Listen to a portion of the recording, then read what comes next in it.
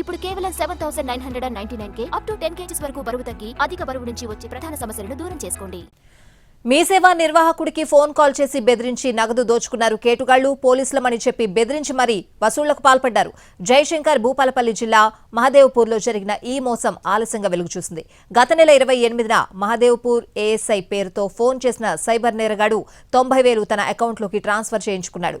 ASI పేరుతో phone చేసిన మోసగాడు తన భార్య అనారోగ్యంతో ఉందని ఆసుపత్రి ఖర్చుల కోసం వెంటనే 90,000 ట్రాన్స్ఫర్ చేయాలని కోరాడు.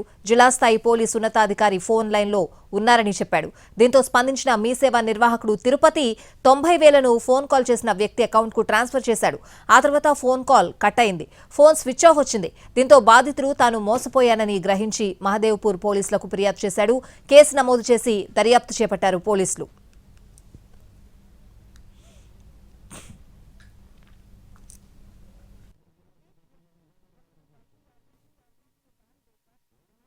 ఏసని మాట్లాడుతున్నాను. ఇప్పుడు మీ ఫ్రెండ్ ఫోన్ చేశాడు కదా అని ఒక 90,000 ట్రాన్స్ఫర్ చేయాలి అంటే సరే నా దగ్గర ఉండే పంపించండి అని చెప్పాను. పంపించని చెప్పిన తర్వాత ఎస్పీ గారు కూడా లైన్లో ఉన్నారు. కొద్దిగా తొందర ఎమర్జెన్సీ పంపించండి అంటే కాన్ఫరెన్స్ కాల్లో నా బాబు పంపించండి అని అన్నాడు. నేను ఎస్పీ అనుకున్నాను. ఉన్న తర్వాత నేను 90,000 ట్రాన్స్ఫర్ చేశాను. చేసిన తర్వాత వెంబడే కాల్ చేశాను. సార్ పంపించానని కాల్ చేస్తే ఫోన్ స్విచ్ ఆఫ్ వచ్చింది.